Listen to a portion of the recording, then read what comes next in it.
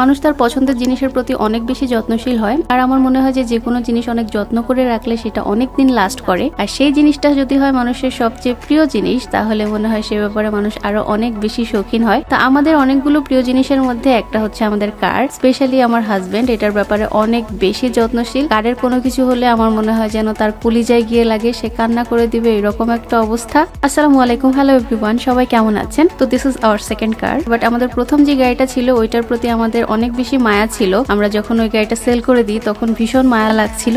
It was A savvy and ওইটা silver colour ছিল। তা আমাদের ব্ল্যাক কালার পছন্দ ছিল, যার কারণে এবারে ব্ল্যাক কালার নিয়েছি। আর কোরিয়াতে যে প্রবলেমটা হয়, আপনারা যারা কোরিয়াতে আছেন তারা জানেন যে সোলে কার পার্কিং নিয়ে খুব ঝামেলা, এখানে পার্কিং পাওয়াই যায় না। আর কোরিয়াতে ইউজুয়ালি মানুষ কারগুলো একদম রাস্তার দুই পাশে সুন্দর করে পার্ক করে রাখে, এবং এখানে সিকিউরিটি এতটাই স্ট্রং যে কেউ কারের দিকে তাকাবেও না, চুরি করা তো দূরে থাক। আর আমরা যে এরিয়াতে থাকি এখানেও কার একদম ওপেন স্পেসে সবাই পার্ক করে। তো আমরা যেখানে রাখি তার উপরে একটা ফল গাছ আছে, ওইখান থেকে ফল পাতা এইসব কিছু টুপটুপ করে পড়ে, আর ফলের রসগুলো গাড়ির উপরে একদম আটকে যায়, যার কারণে ফ্রিকুয়েন্টলি ক্লিন করতে হয়। তো কোরিয়াতে আপনারা জানেন যে এখানে লেবার খুব সহজে পাওয়া যায় না, সবকিছু নিজেদেরই করতে হয়। তো আমরা আজকে গাড়িকে গোসল করাতে নিয়ে যাচ্ছি, আর যেখানে যাচ্ছি সেটার নাম হচ্ছে কিংকং শাওয়ার। অন্যান্য কার ডিটেলিং সেন্টার গুলোর চেয়ে আমার কাছে এইটা বেশি ভালো লেগেছে, কারণ এদের এখানে স্পেসটা অনেক বড় আর অনেক বেশি খোলামেলা। আর এইটা হচ্ছে ওদের গ্যারেজ। এই জায়গাটা দেখে আমার মনে হয়েছে যেন এটা একটা ক্যাফে, এত সুন্দরভাবে সাজানো গোছানো, কিন্তু আসলে এটা কোনো ক্যাফে না। এবং ওরা গাড়ির প্রত্যেকটা জিনিস, এগুলো হচ্ছে গাড়ির মোবিল, রং,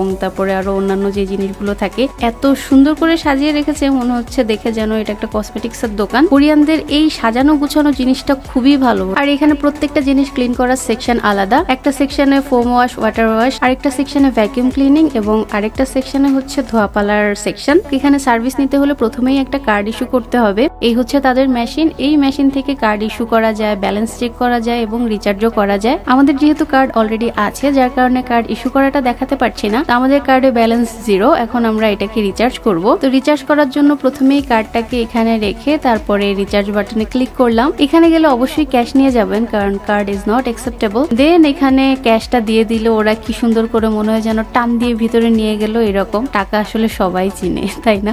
তো যাই হোক, এই যে এখানে 10,000 ওন ব্যালেন্সটা দেখাচ্ছে, আমাদের রিচার্জ হয়ে গেছে। তো এখন আমরা যাবো কার ওয়াশ করতে। এখানে ট্রান্সলেটর দিয়ে আমরা দেখছিলাম অনেকগুলো অপশন ছিল, water wash, bottom wash, foam wash, shampoo wash, এরকম। তো কার্ডটা এখানে রেখে আপনার যে সার্ভিসটা দরকার সেই বাটনে ক্লিক করবেন, আর তার সাথে সাথে এটা 3 মিনিটের জন্য অন হয়ে যাবে, আর সাথে সাথে কার্ডটা সরিয়ে ফেলতে হবে। এবং এই 3 মিনিটের মধ্যেই আপনাকে ওয়াশিং শেষ করতে হবে। যদি 3 মিনিটে শেষ না হয় তখন আপনাকে আবার কার্ড দিয়ে আবার 3 মিনিটের জন্য নিতে হবে, এবং সেই ক্ষেত্রে আবার আপনার ব্যালেন্স কাটবে, এবং কত কাটলো এবং কত অবশিষ্ট ব্যালেন্স আছে সেটাও আপনাকে স্ক্রিনে দেখাবে। তো ফোম কিংবা শ্যাম্পু আপনারা ওদেরটাও ইউজ করতে পারেন, অথবা আপনাদের নিজেদের থাকলে সেটাও ইউজ করতে পারেন। ওদেরটা ইউজ করতে হলে সেই ক্ষেত্রে পে করতে হবে অবশ্যই। তো আমরা এখানে ফোম দিয়ে কিছুক্ষণ রেখে দিচ্ছি। এখানে সেলফ সার্ভিস ছাড়াও ওদেরকে দিয়েও আপনারা চাইলে ডিটেলিং করাতে পারেন, সেই ক্ষেত্রে সেটা একটু এক্সপেন্সিভ। এবং আমি দাঁড়িয়ে দাঁড়িয়ে কিছুক্ষণ ওদের কাজ দেখছিলাম, এত কেয়ার নিয়ে কাজ করছে, মনে হচ্ছিল যেন ওইটা ওর নিজেরই জিনিস। এরকম ভাবে দেখে মনে হবে যেন মাত্রই নতুন কার কিনে এনেছে।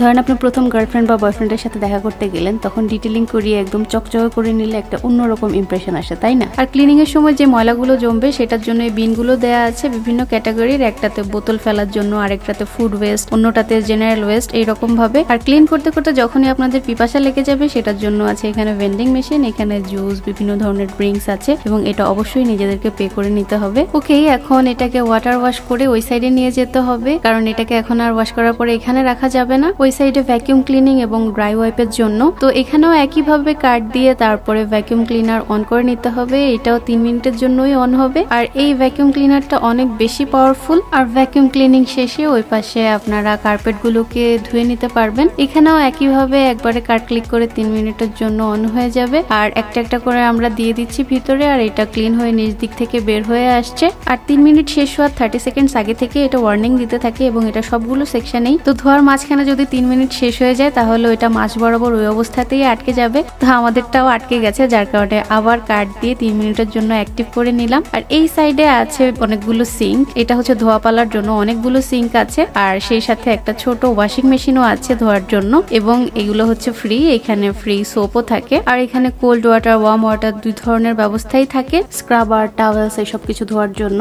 আর এই সেকশনটা থেকে বের হলেই আছে বাস স্ট্যান্ড, একদম এটার সাথে কানেক্টেড, মাঝখানে কোনো গেট নেই। তো চাইলে এই সাইড দিয়েও বের হয়ে যাওয়া যায়, আবার আমরা যেদিক দিয়ে ঢুকেছি ওইখান দিয়েও বের হওয়া যায়। ওরা যখন যেদিক দিয়ে বের হতে বলবে সেইভাবেই। আর এখানে অনেক মেয়েরাও আসে ক্লিন করার জন্য, মেয়েরা, বাচ্চারা, ফ্যামিলির সবাই মিলে উইকেন্ডে এসে মজা করে গাড়ি ক্লিন করে। উইকেন্ডে অনেক অনেক মানুষ থাকে, আপনারা দেখতেই পাচ্ছেন আজকে অনেক ভিড়, যেহেতু আজকে উইকেন্ড। তা আমাদের ক্লিনিং এর কাজ মোটামুটি শেষ, এখন আমরা বের হয়ে যাচ্ছি। আর বের হওয়ার সময় দেখলাম যে একটা পুচকু বাচ্চা সামনে দাঁড়িয়ে মোবাইলে কিছু একটা দেখছিল, ও খেয়াল করেনি, যার কারণে আমরা দাঁড়িয়ে পড়েছি। আর আমরা কোনো হর্ন দিছিলাম না, কারণ কোরিয়াতে পেডিস্ট্রিয়ান ফার্স্ট, এখানে হর্ন দেয়া নিষেধ। আর যেহেতু ছোট মানুষ, যার কারণে আমরা কিছুই বলছিলাম না। তো হঠাৎ করেই পিছনে তাকিয়ে ভয় পেয়ে তাড়াতাড়ি দৌড় দিয়ে চলে গেছে। তো আজকের ব্লগ এখানেই শেষ করছি। আপনারা কোরিয়া নিয়ে আর কি জানতে চান অথবা কি ধরনের ভিডিও দেখতে চান সেটা আমাকে অবশ্যই কমেন্ট বক্সে জানাবেন। আর আজকের ব্লগটা যদি ভালো লাগে তাহলে অবশ্যই লাইক, শেয়ার এবং পেজটা ফলো করে দিবেন। সবাই অনেক ভালো থাকবেন, সুস্থ থাকবেন আর আমাদের জন্য দোয়া করবেন। আল্লাহ হাফেজ।